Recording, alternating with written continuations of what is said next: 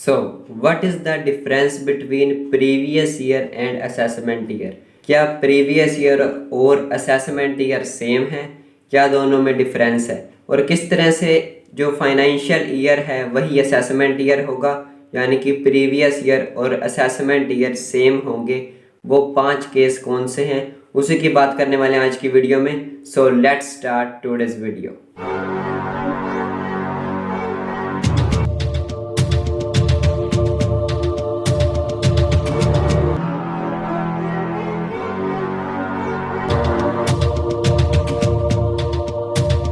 So welcome back. आज की video में बात करने वाले हैं what is the difference between previous year and assessment year.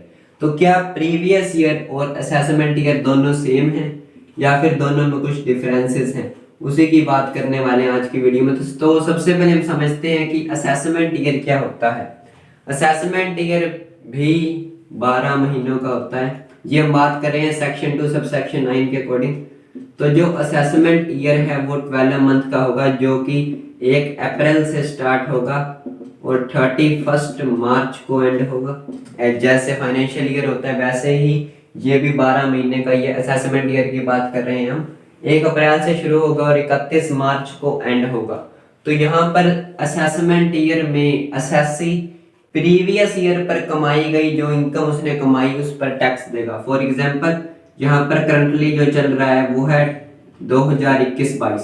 तो यहाँ पर ये अगर 2021-22 असेसमेंट ईयर है तो जो असेसी है, असेसी क्या होता है उसकी लास्ट वीडियो में बात हम कर चुके हैं। पर्सन क्या होता है, असेसी क्या होता है, तो लास्ट वीडियो काफी इंपॉर्टेंट है, आप उसे जाकर देख लें अगर आप असेसी का मीनिंग समझना चाहते हैं। तो असेसमेंट ईयर अगर 2021-22 है तो इस ईयर में असेसी प्रीवियस ईयर में उसने जो इनकम कमाई 2020-21 में उसने जो इनकम कमाई उस पर टैक्स देगा 2021-22 में। मैं एक बार फिर अपनी बात को रिपीट कर रहा हूं कि असेसमेंट ईयर भी 12 महीनों का ही होगा। 1 अप्रैल से शुरू होगा, 31 मार्च को एंड होगा। लेकिन यहाँ पर असेसमेंट ईयर में प्रीवियस ईयर में कमाई गई इनकम पर टैक्स देना होगा।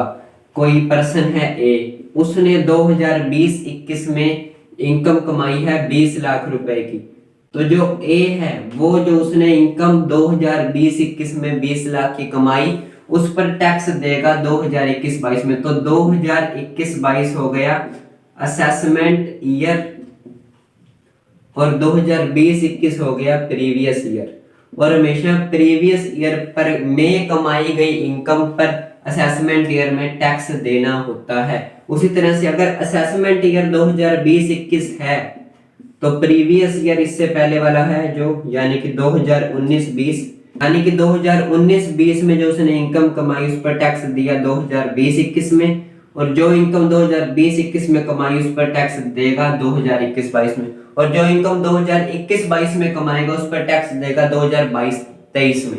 तो वो जो 22-23 वाला नेक्स्ट ईयर होगा assessment year for the income he earned in previous year. यानी कि अगर उसका प्रीवियस ईयर 2021-22 है तो असेसमेंट ईयर 2022-23 होगा। यानी कि पिछले साल की कमाई गई इनकम पर करंट ईयर में जो चल रहा है उसमें टैक्स देना होता है। तो 21-22 अब चल रहा है तो ये असेसमेंट ईयर अगर हम इसे माने तो जो प्रीवियस ईयर 2020-21 चला गया उसमें जो इनकम कमाई अब टैक्स देगा वो। तो ये कंसेप्ट है असेसमेंट ईयर का, जो कि 12 महीनों का ही होता है। 1 अप्रैल से शुरू होगा, 31 मार्च को एंड होगा, और प्रीवियस ईयर में कमाई गई इनकम पर असेसमेंट ईयर में टैक्स देना होता है। 20-21 में इनकम कमाई तो 21-22 में टैक्स देना है। 21-22 में जो इनकम कमाई उस पर 22-23 में टैक्स देना है। जो इनकम 2019-20 में कमाई होगी उसने उस पर 2020-21 में टैक्स दिया होगा। तो ये है कंसेप्ट असेसमेंट ईयर का। अब बात करते हैं प्रीवियस ईयर की, और उसके बाद बात करेंगे कि वो कौन से केसेस हैं जिसमें प्रीवियस ईयर और असेसमेंट ईयर सेम माना जाएगा। यानी कि 5 केस ऐसे हैं जिसमें जो ईयर जिस ईयर में इनकम कमाई उसी में ही उसे टैक्स देना होगा। तो सबसे पहले प्रीवियस ईयर की बात करेंगे हम।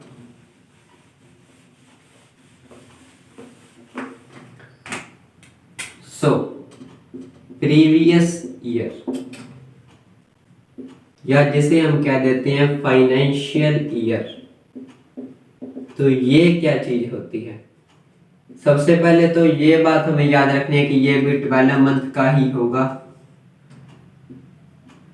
12 महीनों का ही होगा। प्रीवियस ईयर भी असेसमेंट ईयर की तरह ही 1 अप्रैल से शुरू होगा और 31 मार्च को एंड होगा। यहाँ पर बुक के अकॉर्डिंग बात कर लेते हैं अब हम कि प्रीवियस ईयर क्या होता है। So the year in which income is earned is known as previous year and the next year in which income is taxable is known as assessment year. जो हमने अभी बात की कि 2020-21 हो गया यहाँ पर प्रीवियस ईयर और 2021-22 हो गया असेसमेंट ईयर, यानी कि जो इनकम 2020-21 में कमाई उस पर टैक्स दिया 2021-22 में। तो यही बात यहाँ पर भी कही गई है। Income tax is charge on total income of previous year at rate prescribe by the finance act for the assessment year. तो रेट्स की बात हम सेकंड वीडियो में कर चुके हैं, कंप्यूटेशन किस तरह से होता है टैक्स का, तो आप उस वीडियो को जाके जरूर देख लें, लिंक आपको डिस्क्रिप्शन में मिल जाएगा। सो the previous year means the financial year immediately preceding the assessment year. The financial year begins from 1st April and ends on 31st March। जो हमने अभी बात की 1 अप्रैल से शुरू होगा, 31 मार्च को खत्म होगा। और जो असेसमेंट ईयर से बिल्कुल पिछले वाला प्रीसीडिंग ही होगा, यानी कि असेसमेंट ईयर 21-22 है तो प्रीवियस ईयर 20-21 होगा, 1 साल पहले। और अगर असेसमेंट ईयर 2020-21 है तो फाइनेंशियल ईयर होगा 2019-20, यानी कि 1 साल पीछे वाला ही प्रीसीडिंग जो होगा उसे कहेंगे प्रीवियस ईयर, जिसमें कमाई गई इनकम पर टैक्स नेक्स्ट ईयर यानी कि 20-21 में कमाई गई इनकम पर 21-22 में टैक्स देना है। तो ये हो गया असेसमेंट ईयर और ये हो गया previous year. So the financial year ending on 31st March will be uniform for the previous year for all assesses and for all sources of income। तो ये यहाँ पर यूनिफॉर्म भी रहेगा, फाइनेंशियल ईयर हमेशा 31st मार्च को ये एंड होगा और जो भी इनकम कमाई हुई होगी उस पर टैक्स देना होगा असेसी को। So in case of newly setup business profession और any other new source of income during the financial year, the previous year will begin from the date of setting up of new business or profession or from the date of coming into existence of new source of income will end with the said financial year in case the first previous year may be less than 12 month। तो यहाँ पर अभी हमने बात की कि जो previous year होगा वो 12 महीनों का होगा, 1 अप्रैल से शुरू होगा, 31 मार्च को एंड होगा। लेकिन अगर मैं आपसे ये कहूँ कि ये 6 महीनों का भी हो सकता है, उसकी बात करते हैं। तो फॉर एग्जाम्पल मिस्टर एक्स ने बिजनेस स्टार्ट किया 1 अक्टूबर 2020 को, यानी कि उसने नया बिजनेस स्टार्ट किया 1 अक्टूबर 2020 को। तो यहां से हमें जिस डेट को बिजनेस शुरू होगा वहां से मंथ गिनने स्टार्ट करने, तो अक्टूबर, नवंबर, दिसंबर, जनवरी, फरवरी एंड मार्च, यानी कि उसने बिजनेस 1 अक्टूबर 2020 को स्टार्ट किया तो उसे टैक्स देना होगा 2021-22 में, यानी कि ये फाइनेंशियल ईयर हो गया 2020-21। मैं एक बार फिर एग्जांपल को रिपीट करता हूं कि कोई मिस्टर एक्स है, उसने 1 अक्टूबर 2020 को बिजनेस स्टार्ट किया, यानी कि वो ईयर हो गया 2020-21। लेकिन जब उसने बिजनेस स्टार्ट किया तो उस साल के 6 महीने तो बीत चुके थे, यानी कि अप्रैल, मई, जून, जुलाई, अगस्त, सितंबर, 6 महीने बीत चुके थे। उसके बाद उसने बिजनेस स्टार्ट किया, तो यहाँ पर उसका जो फाइनेंशियल ईयर होगा, जो प्रीवियस ईयर होगा, वो 6 मंथ्स का ही माना जाएगा, क्योंकि बिजनेस जब स्टार्ट ही अक्टूबर में हुआ तो उससे पहले वाले 6 महीनों में उसने बिजनेस ही नहीं चलाया, कोई इनकम ही नहीं कमाई, तो वो टैक्स भी क्यों देगा। यानी कि इस केस में जब नया बिजनेस स्टार्ट हुआ है middle of the financial year, यानी कि 6 महीनों के बाद, तो यहाँ पर उसका फाइनेंशियल ईयर 6 महीनों का होगा और इन 6 महीनों में वो जो इनकम कमाएगा उस पर उसे टैक्स देना होगा 2021-22 में, जो असेसमेंट ईयर होगा 2020-21 की इनकम पर। तो यहाँ पर इसी तरह से कोई इनकम है, मान लीजिए किसी का कोई डिविडेंड आता है, वो पहले टैक्सेबल नहीं था लेकिन जो नई अमेंडमेंट हुई है उसमें टैक्सेबल हो गया। तो किसी का डिविडेंड 1 दिसंबर को आना शुरू हुआ है, यानी कि दिसंबर जनवरी फरवरी मार्च 4 महीने ही आएगा, तो उसे ये इनकम साल के मिडल में आनी स्टार्ट हो गई, यानी कि 8 महीने बीत चुके थे, लास्ट के 4 महीनों में उसे दिसंबर से इनकम आनी शुरू हुई, तो उसे उन 4 महीनों में जो इनकम उसे मिली उस पर टैक्स देना होगा। यानी कि फाइनेंशियल ईयर प्रीवियस ईयर आमतौर पर तो 12 महीनों का ही होता है, 1 अप्रैल से 31 मार्च तक, लेकिन कुछ जब नया बिजनेस स्टार्ट हो रहा है या इनकम नई आनी शुरू हो रही है मिडल ऑफ द ईयर, तो वहां से जिस डेट से बिजनेस शुरू हुआ या इनकम आनी शुरू हुई वहां से फाइनेंशियल ईयर को काउंट किया जाएगा। वो हो सकता है 4 महीनों का हो या 6 महीनों का हो, तो इस तरह से। लेकिन उसके बाद 31 मार्च को ये उसका ईयर एंड हो गया, तो उसे नेक्स्ट जो होगा 2021-22 में जो वो इनकम कमाएगा उस पर वो टैक्स देगा 2022-23 में। लेकिन यहाँ पर तो उसने बिजनेस स्टार्ट नया तो नहीं किया, प्रीवियस वाला ही चल रहा है, तो यहाँ पर तो वो 12 मंथ का ही हो जाएगा, यानी कि जो प्रीवियस ईयर होगा वो 12 महीनों का ही हो जाएगा, क्योंकि यहाँ पर तो उसने नया बिजनेस स्टार्ट किया था इसलिए 6 महीने हमने गिने। लेकिन यहाँ पर पहले से चल रहा है, पिछले साल से आगे चलेगा, यानी कि 12 महीनों का ही हो जाएगा। तो ये एक्सेप्शन केस है, लेकिन 5 केस हैं जिसमें प्रीवियस ईयर और असेसमेंट ईयर सेम है। कुछ ही देर में उसकी बात करेंगे हम।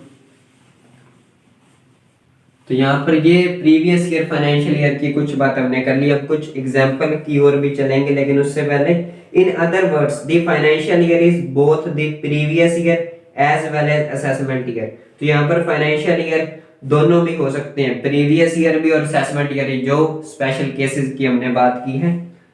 It is the previous year for the income earned during the financial year and the assessment year for the income earned during the preceding financial year. इसका example से इसे समझने की कोशिश करेंगे हम। तो यहाँ पर ये किस तरह से कह रहा है उसकी बात कर लेते हैं हम। तो यहाँ पर ये एग्जांपल ले रहा है कि फाइनेंशियल ईयर जो 2021-22 होगा वो प्रीवियस ईयर हो जाएगा करंट इनकम के लिए, और असेसमेंट ईयर हो जाएगा जो इनकम हमने फाइनेंशियल ईयर 2020-21 में कमाई। तो यहाँ पर हम इसे समझते हैं, एक है जो करंट ईयर 2020-21, एक है 2021-22 और एक है 2022-23। तो यहाँ पर 21-22 जो करंट अब चल रहा है, तो जो इनकम 2020-21 में कमाई उस पर टैक्स देंगे 2021-22 में। तो ये हो गया असेसमेंट ईयर और ये हो गया प्रीवियस ईयर। लेकिन जो इनकम 2021-22 में कमाई उसका टैक्स देंगे 22-23 में, तो उस केस में ये हो जाएगा असेसमेंट ईयर और ये हो जाएगा प्रीवियस ईयर। तो ये यही चीज इसने इस तरह से समझाने की कोशिश की है कि जो ईयर 21-22 है वो प्रीवियस ईयर की इनकम के लिए असेसमेंट ईयर हो जाएगा और नेक्स्ट ईयर की इनकम के लिए प्रीवियस ईयर हो जाएगा। तो यहाँ पर इसी की बात की है। उसके बाद एक इंपॉर्टेंट नोट देख लेते हैं।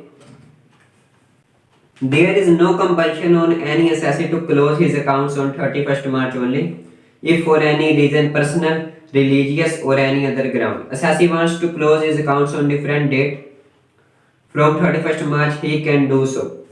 However, he would be required to make his accounts on 31st March also for the purpose of submitting the income tax return. तो यहाँ पर ये इम्पोर्टेंट नोट है कि जैसा हमने अभी बात की कि जो ईयर है वो 31 मार्च को एंड हो जाएगा। जैसे कि हम ईयर अगर 2021-22 की बात करें तो 31 मार्च 2022 को ये ईयर एंड होगा, जो कि शुरू हुआ था 1 अप्रैल 2021 को। तो 2021-22 वाला ईयर 31 मार्च को एंड हो जाएगा। लेकिन कुछ केसेस में क्या होता है कि लोग 31 मार्च को ईयर एंड नहीं करना चाहते, कुछ लोग कैलेंडर ईयर को फॉलो करते हैं, या फिर कुछ पर्सनल कारण हो सकते हैं, या फिर कुछ रिलीजियस धार्मिक कारण भी हो सकते हैं। तो वो 31 मार्च के अलावा किसी और डेट को भी अपने अकाउंट क्लोज कर सकता है, इसमें कोई भी रिस्ट्रिक्शन नहीं है। लेकिन ITR income tax return file करने के लिए उसे अकाउंट्स 31 मार्च तक भी मेंटेन करने पड़ेंगे, यानी कि वो चाहे तो किसी और डेट को भी अकाउंट क्लोज कर सकता है, लेकिन ITR फाइल करने के लिए, इनकम टैक्स रिटर्न फाइल करने के लिए उसे अकाउंट्स जो हैं वो 31 मार्च तक भी बनाने पड़ेंगे, क्योंकि इनकम टैक्स के अकॉर्डिंग 31 मार्च को ही ईयर एंड होगा। तो ये थी बात फाइनेंशियल ईयर और प्रीवियस ईयर की। उससे पहले हमने बात की असेसमेंट ईयर क्या होता है। आई होप काफी कुछ क्लियर हुआ होगा। तो यहाँ पर एग्जांपल देख लेते हैं कुछ। An assessee commences his business on 1 July 2020। Second one is 1 October 2020 and 1 January 2021। What will be his assessment year for the period will be directed for previous year for the concerned assessment year। तो यहाँ पर कोई assessee की बात कर रही है, यहाँ पर हम इसे कुछ चेंज कर देते हैं। यहाँ पर कोई पर्सन, उसी तरह से मिस्टर ए है कोई, उसने बिजनेस स्टार्ट किया है 1 जुलाई 2020 को। अब बिजनेस अगर 1 जुलाई 2020 को स्टार्ट किया है तो उसका फाइनेंशियल ईयर हो गया 2020-21 और असेसमेंट ईयर हो गया 21-22। लेकिन यहाँ पर जो फाइनेंशियल ईयर होगा उसने बिजनेस कब स्टार्ट किया? 2020 जुलाई 1 को, यानी कि अप्रैल, मई और जून, ये 3 महीने तो चले गए। यानी कि ये जो 9 मंथ होंगे ये 9 मंथ्स का हो गया प्रीवियस ईयर, और इसमें कमाई गई इनकम पर टैक्स देना होगा 2021-22 में। तो यही है 1 जुलाई 2020 टू 31 मार्च 2021, यानी कि ये जो 9 महीने हैं 1 जुलाई 2020 से 31 मार्च 2021 तक, ये कहलाएगा फाइनेंशियल ईयर या फिर प्रीवियस ईयर। और इसमें कमाई गई इनकम पर टैक्स देना होगा 2021-22 में। उसी तरह से ये कह रहा है कि अगर उसने बिजनेस 1 अक्टूबर 2020 को स्टार्ट किया, ये एग्जाम्पल तो हमने पहले भी किया है, यानी कि 6 महीने हो गए, तो 1 अक्टूबर 2020 से 31 मार्च 2021, ये 6 महीनों का होगा फाइनेंशियल ईयर और उसे टैक्स देना होगा वही 2021-22 में। थर्ड केस ये कह रहे हैं उसने 1 जनवरी 2021 को बिजनेस स्टार्ट किया, यानी कि जनवरी फरवरी मार्च 3 महीने हुए, तो ये 3 मंथ का हो जाएगा प्रीवियस ईयर या फाइनेंशियल ईयर, यानी कि 1 जनवरी 2021 से 31 मार्च 2021 तक हो गया फाइनेंशियल ईयर या प्रीवियस ईयर, और इसमें कमाई गई इनकम पर टैक्स देगा वो 21-22 में। तो काफी इजी सा था ये। तो यहाँ पर हमने एग्जाम्पल की बात भी कर ली है। अब बात करेंगे वो कौन से केसेस हैं या एक्सेप्शंस हैं जिसमें ये जो रूल है हमारा प्रीवियस ईयर और असेसमेंट ईयर दोनों अलग अलग होते हैं, आगे पीछे होते हैं, वो चेंज हो जाएगा और जिस ईयर में इनकम कमाई है उसी में ही टैक्स देना होगा। जैसे हमने अभी तक बात की कि जो इनकम 2020 और 21 में कमाई थी उस पर टैक्स देना होगा 2021-22 में। लेकिन अब उन 5 केसेस की बात करेंगे जिसमें 2020-21 में कमाई गई इनकम पर 2021-22 में टैक्स नहीं देना बल्कि उसी ईयर में टैक्स देना पड़ेगा। वो 5 केसेस कौन से हैं, एक्सेप्शंस कौन सी हैं, उसकी बात करते हैं।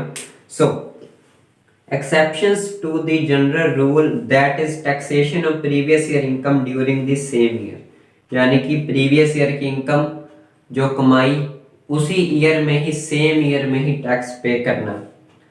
सबसे पहले तो income tax is charge on income of previous year during the assessment year, जो अभी तक हमने बात की 20-21 की इनकम पर 21-22 में टैक्स। लेकिन अब वो केसेस हैं जिसमें सेम ईयर में ही टैक्स देना पड़ेगा। However, there are certain exceptions to this rule. In the following cases, the assessee is liable to be assessed to tax in the same year in which he earned income. तो सबसे पहले है income of non resident from shipping business. कोई non resident है, तो कोई non resident है जिसका शिपिंग का बिजनेस है। शिपिंग यानी कि जो बंदरगाहों से जहाजों के द्वारा पानी की समुद्री मार्गों के थ्रू सामान वगैरह बेचा जाता है, वो बिजनेस है उसका। सो उस केस में क्या होगा, in the case of a non resident carrying shipping business any income derived from carrying persons, passengers, livestock, mail और goods shipped at the port in India. तो यहाँ पर कोई नॉन रेसिडेंट है जो बिजनेस चला रहा है जिसमें वो स्टॉक वगैरह बेचता है, लाइव स्टॉक यानी कि पशु वगैरह बेचता है, कोई पैसेंजर्स को बेचता है, गुड्स वगैरह बेचता है भारत के पोर्ट से, इंडिया के पोर्ट से, भारत के बंदरगाह से will be tax in the year of earning, और उसने कोई इनकम कमाई है मान लीजिए 2020 में, तो कोई नॉन रेसिडेंट है जिसका शिपिंग का बिजनेस है और वो भारत के बंदरगाह से कोई ना कोई इनकम कमा रहा है, यानी कि माल भेज रहा है या लोगों को भेज रहा है, पशुओं को भेज रहा है, तो उसे जो इनकम उसने 2020-21 में कमाई उसी ईयर में टैक्स देना होगा, वो उसी ईयर में टैक्सेबल हो जाएगी, सेम ईयर में। 7.5% of the amount paid or payable on a account of such carriage will be deemed to be his income। तो जो उसने इनकम कमाई उसमें से सिर्फ 7.5% जो अमाउंट होगी वो उसकी इनकम मानी जाएगी, यानी कि जो उसकी इनकम उसने कमाई है उसका 7.5%, 7.5%, 7.5% जो होगा उसे उसकी इनकम माना जाएगा और उसे उस 7.5% पर टैक्स देना होगा सेम ईयर में। ये सबसे पहला एक्सेप्शन है कि जिस ईयर में इनकम कमाई उसी में ही टैक्स देना पड़ेगा। सेकंड वन देख लेते हैं, income of person living India. तो कोई नागरिक है भारत का जो कि देश छोड़कर जा रहा है, यानी कि दूसरे देश में रहने जा रहा है। सो when an individual may leave India during the current assessment year or shortly after its expiry। तो कोई इंडिया से कोई इंडिविजुअल जा रहा है करंट असेसमेंट ईयर में and that he has no present intention of returning to India, the total income of such individual for the period from the expiry of previous year for the assessment year up to probable date of his departure from India shall be charged to tax in the same assessment year, section 174। तो यानी कि कोई individual है वो भारतीय नागरिक है, वो देश छोड़कर जा रहा है, तो उस केस में क्या होगा, और उसका वापस आने का कोई इंटेंशन नहीं है, उसे नहीं पता खुद को कि क्या वो वापस आएगा, और अगर आएगा भी तो कब आएगा, कितने टाइम में आएगा। तो उस केस में क्या होगा कि वो जिस डेट को जा रहा है, मान लीजिए 2020-21 की ही अगर हम बात करें तो 2020-21 में वो 1 जुलाई को जा रहा है, यानी कि वो 3 महीनों तक अप्रैल, मई और जून तक भारत में रहा और इस दौरान उसने कुछ न कुछ इनकम कमाई होगी। तो इन 3 महीनों में उसने जो भी इनकम कमाई उस पर टैक्स उसे सेम ईयर 2020-21 में ही देना होगा, क्योंकि वो 1 जुलाई को तो जा ही रहा है, उसे नहीं पता वो कब आएगा भी या नहीं, उसका इंटेंशन नहीं है वापस आने का कोई। तो जो 3 महीने की इनकम है उसी ईयर में टैक्सेबल हो गई, उसे टैक्स देकर ही जाना होगा। Third one is income of an association of person or body of individual or an artificial judicial person formed for a particular event or purpose। तो यहाँ पर थर्ड एक्सेप्शन है रिलेटेड टू AOP और BOI और artificial judicial person. तो यहाँ पर सबसे पहले तो AOP और BOI में क्या डिफरेंस है, ये लास्ट वीडियो में काफी आसान तरीके से समझाया हुआ है, तो उस वीडियो को देखना ना भूलें। और आर्टिफिशियल जुडिशियल पर्सन क्या होता है ये भी उस वीडियो में बताया हुआ है। पर्सन के 7 टाइप होते हैं इनकम टैक्स एक्ट के अकॉर्डिंग, सभी की बात की हुई है, तो लास्ट वीडियो काफी इंपॉर्टेंट है। तो यहाँ पर अब इस केस पर आते हैं, थर्ड एक्सेप्शन क्या है कि जिसमें करंट ईयर जो चल रहा है उसी में ही इनकम जो कमाई उस पर टैक्स देना होगा।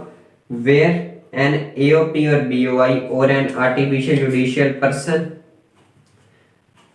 is formed or established or incorporated for a particular event or purpose is likely to be dissolved in assessment year in which it is formed or established or incorporated or immediately after the assessment year. The total income of such assessee for the period from the expiry of previous year for that assessment year up to the date of its dissolution shall be chargeable to the tax in that assessment year। तो यहाँ पर कोई association of person है या body of individual है या कोई artificial judicially person है, उन्होंने कोई एक एसोसिएशन बनाया कुछ लोगों ने मिलकर किसी एक पर्टिकुलर इवेंट के लिए, किसी एक पर्टिकुलर पर्पस के लिए, उद्देश्य के लिए। लेकिन मान लीजिए 5-6 लोगों ने मिलकर कोई फर्म बनाई और वो फर्म डिसॉल्व होनी है 2020-21 यहाँ पर भी हम लेते हैं, और वो फर्म डिसॉल्व होनी है 20 अगस्त 2020 को, और वो उन्होंने बनाई थी 1 अप्रैल 2020 को। और यहाँ पर जो इनकम उन्होंने इस दौरान कमाई होगी उस पर टैक्स तो उन्हें देना चाहिए 2021-22 में, लेकिन ये वो केस है जब जिस ईयर में इनकम कमाई उसी में टैक्स देना होगा, यानी कि 21-22 में वो टैक्स नहीं देंगे, उसी ईयर में टैक्स देंगे। तो उन्होंने कोई फर्म बनाई 1 अप्रैल 2021 को, और जो कि डिसॉल्व हो रही है, यानी कि जिस पर्पस के लिए बनाई गई वो पूरा हो रहा है 20 अगस्त 2020 को, यानी कि इस पर्पस के पूरा होते ही फर्म डिसॉल्व हो जाएगी।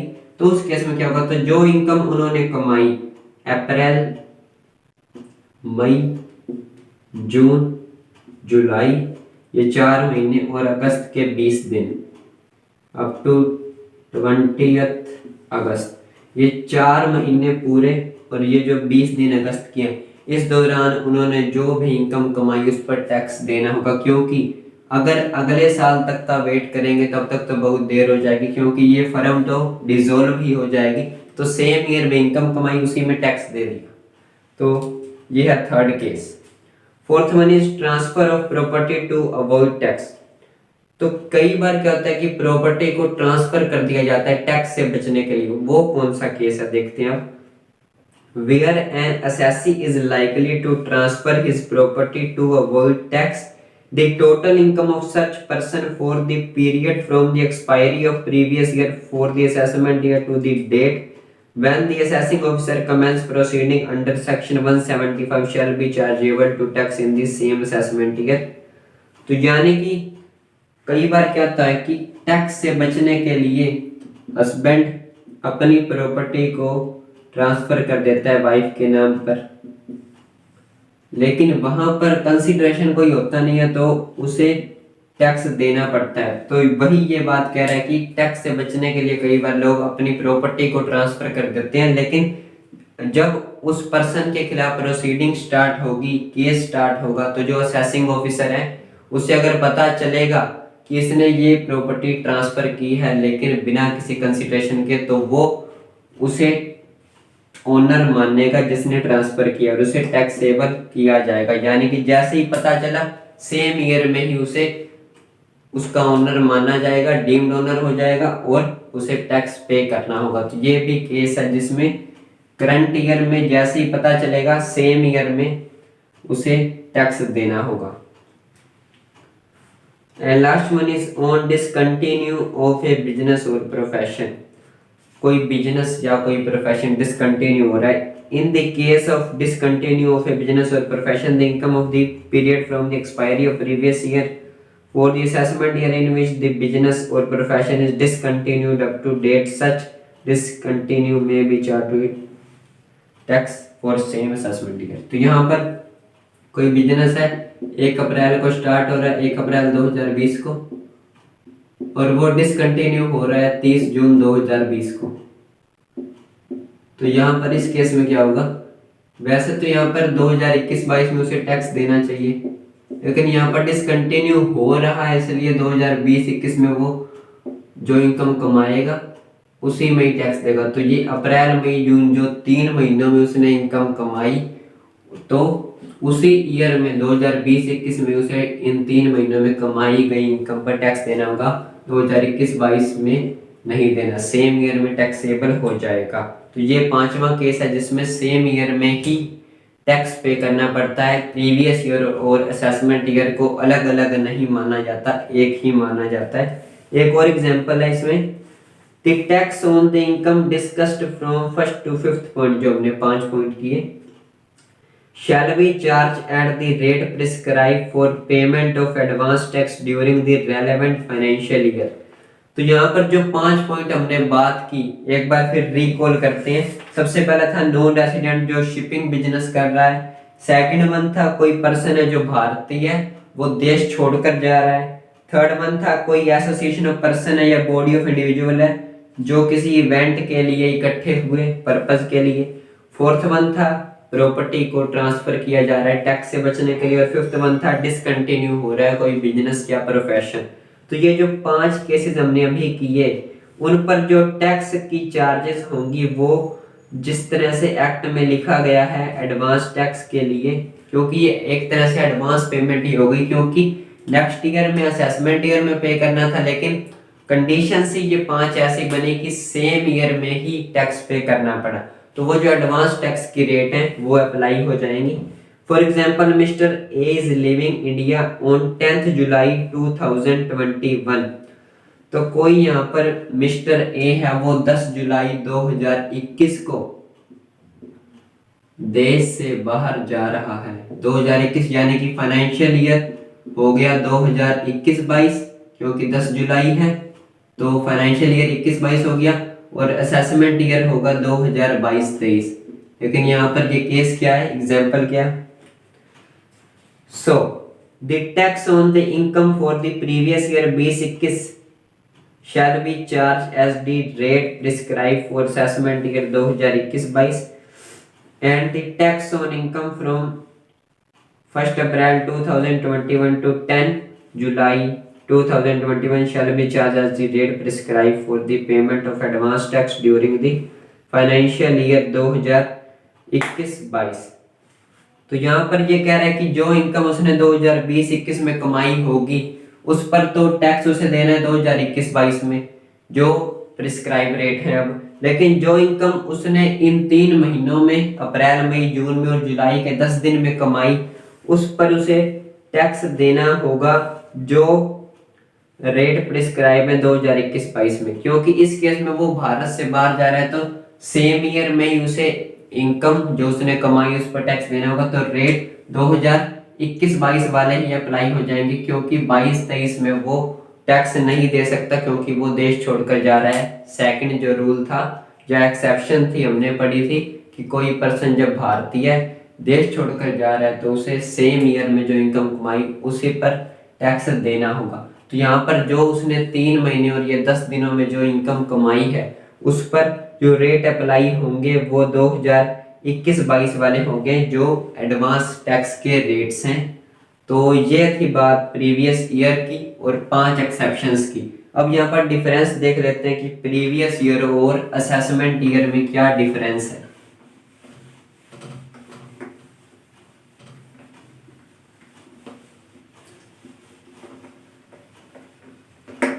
What is the difference between previous year and assessment year? तो प्रीवियस ईयर और असेसमेंट ईयर में क्या डिफरेंस है? सबसे पहले पॉइंट की बात करें तो section 3 of income tax act is formed for the previous year.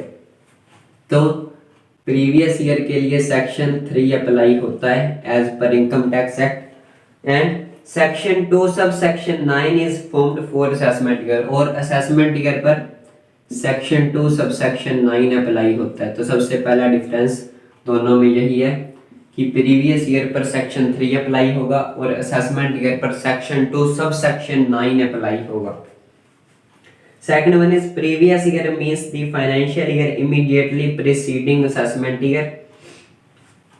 तो जो assessment year से एक ईयर पीछे है वो previous year कहलाएगा। फॉर एग्जाम्पल assessment year अगर 2021-22 है तो 2020-21 जो होगा वो previous year होगा, यानी कि previous year हमेशा assessment year से preceding हुआ एक साल पीछे ही होगा। And assessment year means the period of 12 month commencing on first day of April and ending 31st March of the next year। तो जो assessment year होगा वो एक साल आगे होगा, यानी कि अगर फाइनेंशियल ईयर या प्रीवियस ईयर 2020-21 है तो असेसमेंट ईयर 2021-22 होगा। यहाँ पर डिफरेंस छोटा सा ही है कि प्रीवियस ईयर असेसमेंट ईयर से एक साल पीछे होगा और असेसमेंट ईयर प्रीवियस ईयर से एक साल आगे होगा, नेक्स्ट ईयर होगा, और ये 1 अप्रैल से शुरू होगा और 31 मार्च को एंड हो जाएगा। तो ये हो गए 2 डिफरेंस। थर्ड वन की बात करें तो प्रीवियस ईयर में be less than 12 month in case of newly setup business और प्रोफेशन। थर्ड पॉइंट है कि प्रीवियस ईयर 12 महीनों से कम भी हो सकता है। जैसे हमने सबसे पहले एग्जांपल किया था मिस्टर ए वाला कि अगर उसका बिजनेस 1 अक्टूबर को शुरू हो रहा है, यानी कि 6 महीने ही उसका बिजनेस होगा, तो 6 महीनों में जो उसने इनकम कमाई उस पर उसे टैक्स देना होगा असेसमेंट ईयर में, जो भी अगला असेसमेंट ईयर होगा। तो यानी कि प्रीवियस ईयर 12 महीनों से कम हो सकता है जब नया बिजनेस स्टार्ट हो रहा है या प्रोफेशन नया स्टार्ट हो रहा है या income middle of the year आनी शुरू हो रही है पहली बार, तो ये केस है। And assessment year will always be a period of 12 month, लेकिन असेसमेंट ईयर हमेशा 12 महीनों का ही होगा। असेसमेंट ईयर कभी भी 12 महीनों से कम नहीं होगा, लेकिन प्रीवियस ईयर 12 महीनों से कम हो सकता है अगर कोई नया बिजनेस स्टार्ट हो रहा है या प्रोफेशन स्टार्ट हो रहा है तो। लेकिन असेसमेंट ईयर हमेशा 12 महीनों का ही होगा, क्योंकि असेसमेंट ईयर तो आगे होता है, यानी कि जो 6 महीने का फाइनेंशियल ईयर होगा जैसे ही वो 31 मार्च को एंड होगा और असेसमेंट ईयर शुरू हो जाएगा, वो हमेशा 12 महीनों का ही होगा। And last is The year in which income is earned is known as previous year। तो जिस ईयर में इनकम कमाई जाती है, जिस ईयर में इनकम कमाई जाती है उसे कहते हैं previous year. But the next year in which previous years income become taxable is known as assessment year. लेकिन असेसमेंट ईयर वो होता है अगला साल जिसमें प्रीवियस ईयर की कमाई गई इनकम टैक्सेबल हो जाती है। तो प्रीवियस ईयर में कमाई गई इनकम असेसमेंट ईयर में जो अगला ईयर होता है उसमें टैक्सेबल हो जाती है, और ये 1 साल आगे रहता है। एक बार फिर वही एग्जांपल, अगर 2020-21 प्रीवियस ईयर है तो 2021-22 असेसमेंट ईयर हो जाएगा, यानी कि असेसमेंट ईयर 1 साल आगे होगा और प्रीवियस ईयर 1 साल प्रीसीडिंग होगा, पीछे रहेगा। और 2020-21 की कमाई गई इनकम यानी कि फाइनेंशियल ईयर या प्रीवियस ईयर की कमाई गई इनकम पर जो टैक्स देना होगा टैक्सेबल हो जाएगी वो असेसमेंट ईयर में 2021-22 में। तो ये था difference between previous year and assessment year. तो यहाँ पर एक इलिस्ट्रेशन भी है वो देख लेते हैं। The total income of Mr. A for assessment year 2021-22 is 10,60,000. Mr. A got the appointment letter from a foreign country. He will leave India on 20th September 2021. His estimated income for 1st April 2021 to 20th September 2021 is 6,60,000. How much tax he has to pay before leaving India? तो यहाँ पर ये जो example है इसकी बात कर लेते हैं अब हम।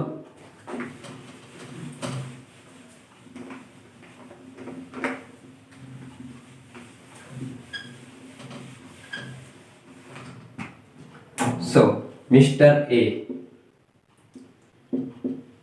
जिसने 10,60,000 रुपए की इनकम है असेसमेंट ईयर 2021-22, तो असेसमेंट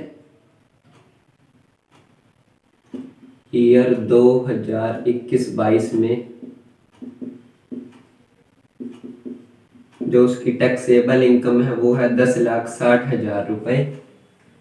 एंड उसे अपॉइंटमेंट लेटर में मिला है फॉरेन कंट्री से 20 सितंबर 2021 को, 20 सितंबर को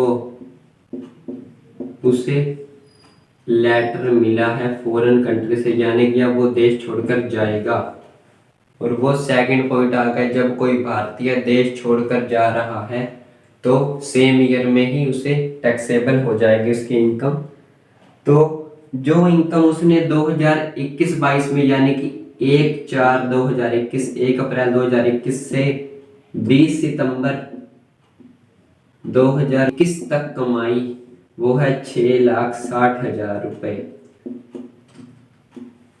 तो एक बार फिर देख लेते हैं, मिस्टर ए है, असेसमेंट ईयर 2021-22 में उसे जो इनकम टैक्सेबल है वो है 10,60,000 रुपए। अगर असेसमेंट ईयर 21-22 है तो फाइनेंशियल ईयर या प्रीवियस ईयर हो जाएगा 2020-21, यानी कि ये 10,60,000 रुपए उसने 2020-21 में कमाए होंगे जिस पर वो टैक्स दे रहा है 21-22 में।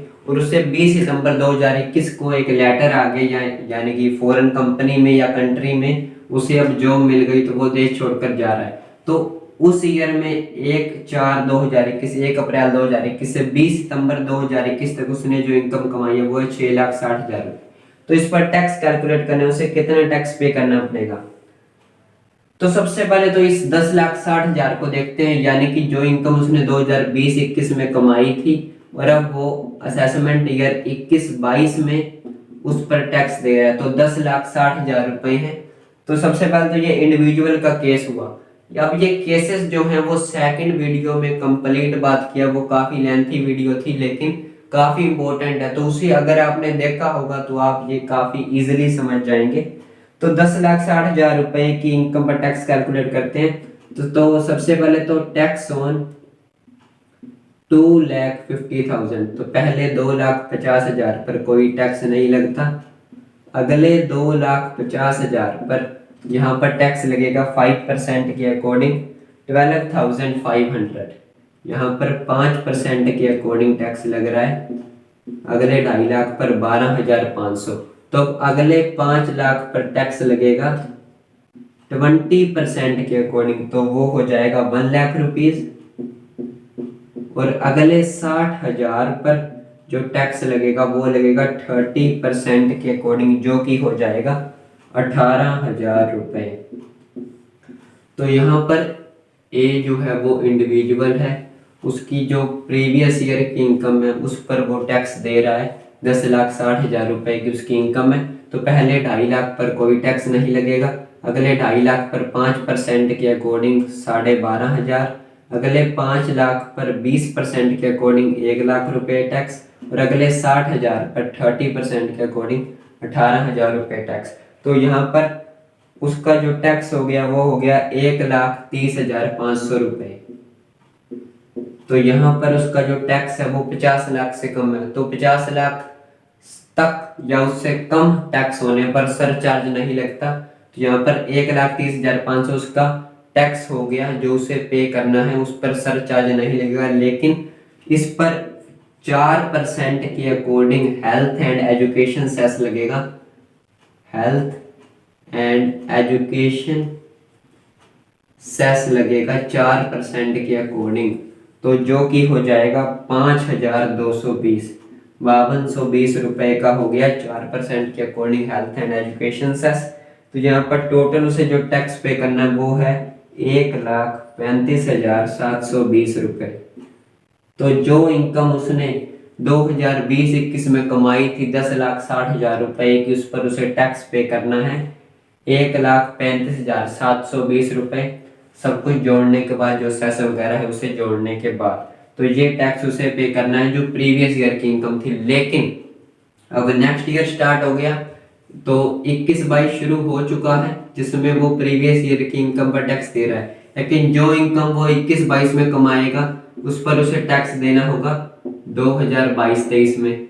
लेकिन उसे तो फॉरेन कंपनी से या कंट्री से लेटर आ गया है, तो वो सेकंड एक्सेप्शन आ गई कि जिसमें कोई भारतीय देश छोड़कर जा रहा है तो उसे जो इनकम 2020-21 में कमाई है सेम ईयर में टैक्स देना होगा, अगले ईयर में वो टैक्स नहीं दे सकता, क्योंकि अगर वो वहीं पर सेटल हो गया तो इस इनकम पर टैक्स वो देगा ही नहीं, क्योंकि वो वापस ही नहीं आएगा। इसलिए यहाँ पर जो करंट ईयर है उसी में ही उससे टैक्स वसूल कर लिया जाएगा। तो उसकी इनकम है यहाँ पर 6,60,000 रुपए। तो उस पर अगर हम टैक्स कैलकुलेट करें तो सबसे पहले सेम, पहले 2.5 लाख पर टैक्स ऑन 2,50,000 पर कोई भी टैक्स नहीं देना पड़ता। अगले 2.5 लाख पर उसे 5% के अकॉर्डिंग टैक्स देना पड़ेगा, जो कि हो जाएगा 12,500 रुपए। और अगले 1,60,000 पर, क्योंकि उसकी टोटल इनकम 6,60,000 है, ये 2.5 5 लाख हो गए, तो अगले 1,60,000 पर 20% के अकॉर्डिंग जो उसका टैक्स बनेगा वो बनेगा 32,000 रुपए। तो उसे ये वाले 32,000 भी देने होंगे 1,60,000 पर 20% के अकॉर्डिंग। तो ये टोटल हो गया 44,500 रुपए। अब यहाँ पर हेल्थ एंड एजुकेशन सेस लगेगा @4% के अकॉर्डिंग, जो कि हो जाएगा 1780 रुपये 1780। तो ये टोटल हो जाएगा 46,280। तो जो इनकम उसने 2020-21 में कमाई 1 अप्रैल 2021 से 20 सितंबर 2021 तक, जिस दिन उसे लेटर आया और वो देश छोड़ के जा रहा है, तो उस डेट तक 6,60,000 रुपये उसने कमाए थे। उस पर टैक्स कैलकुलेट किया तो वो आ गया 44,500। 4% हेल्थ एंड एजुकेशन सेस हमने जोड़ा और वो टोटल हो गया 46,280 रुपये। तो ये टैक्स उसे देकर जाना होगा इस इनकम पर जो उसने करंट ईयर में कमाई और सेम ईयर में टैक्सेबल हो गई, क्योंकि ये एक्सेप्शन है और वो देश छोड़कर जा रहा है। The tax is payable in the same year 2021-22 in which the income earned, यानी कि जिस ईयर में इनकम कमाई उसी में टैक्सेबल हो गई। तो ये थी वीडियो नंबर 5 जिसमें हमने काफी डिटेल में बात की प्रीवियस ईयर असेसमेंट ईयर की, एग्जांपल से समझने की कोशिश की, डिफरेंस की भी बात की। तो ये था टॉपिक प्रीवियस ईयर और असेसमेंट ईयर का। नेक्स्ट वीडियो में बात करेंगे परमानेंट अकाउंट नंबर क्या होता है, और उसके अलावा कोई एक आधा टॉपिक और देखेंगे, कोई अगर छोटा सा टॉपिक हुआ तो। उसके अलावा ये चैप्टर कंप्लीट हो जाएगा नेक्स्ट वीडियो में ही। लेकिन एक इनकम वाला टॉपिक रह गया जिसमें कैजुअल इनकम भी है, तो वो कंप्लीटली वीडियो काफी बाद में हम बनाएंगे उस पर भी। लेकिन ये जो नेक्स्ट वीडियो होगी परमानेंट अकाउंट नंबर वाली, उसे कंप्लीट करने के बाद हम चलेंगे इनकम फ्रॉम हाउस प्रॉपर्टी, यानी कि जो इनकम हाउस प्रॉपर्टी से होगी उस पर टैक्स को कैलकुलेट कैसे करना है, वो वीडियो बनाएंगे हम इसके बाद। यानी कि नेक्स्ट वीडियो के बाद इस चैप्टर को हम एक बार स्टॉप कर देंगे और इनकम फ्रॉम हाउस प्रॉपर्टी पर हम चलेंगे और उस चैप्टर को कंप्लीट करेंगे। तो यही था इस वीडियो में। जो पहली 4 वीडियोस हैं काफी इंपॉर्टेंट है जो अब तक अपलोड हो चुकी हैं, जिसमें सबसे पहली थी इनकम टैक्स का इंट्रोडक्शन, सेकंड वन थी कंप्यूटेशन ऑफ टैक्स फॉर 21-22, उसके बाद थर्ड वीडियो थी रिबेट कैसे मिलती है 5 लाख की इनकम तक। जैसे यहाँ पर 2.5 लाख की इनकम पर टैक्स लग रहा है 12,500, यानी कि पहले 2.5 लाख पर कोई टैक्स नहीं था, अगले 2.5 लाख पर 12,500 टैक्स लग रहा है। लेकिन 12,500 रुपए किस तरह से बचा सकते हैं वो उस वीडियो में बिल्कुल डिटेल में बात की है। उसके बाद जो फोर्थ वीडियो में बात की है असेसी क्या होता है, पर्सन क्या होता है, 7 टाइप होते हैं, एओपी और बीयूआई में क्या डिफरेंस है या है भी या नहीं, जो आर्टिफिशियल जुडिशियल पर्सन क्या होता है, तो वो भी काफी इंपॉर्टेंट है। तो उसे देखना ना भूलें, लिंक आपको डिस्क्रिप्शन में मिल जाएगा या फिर आप प्लेलिस्ट सेक्शन में जाकर प्लेलिस्ट कंप्लीट आपको मिल जाएगी। तो यही था इस वीडियो में। Thanks for watching.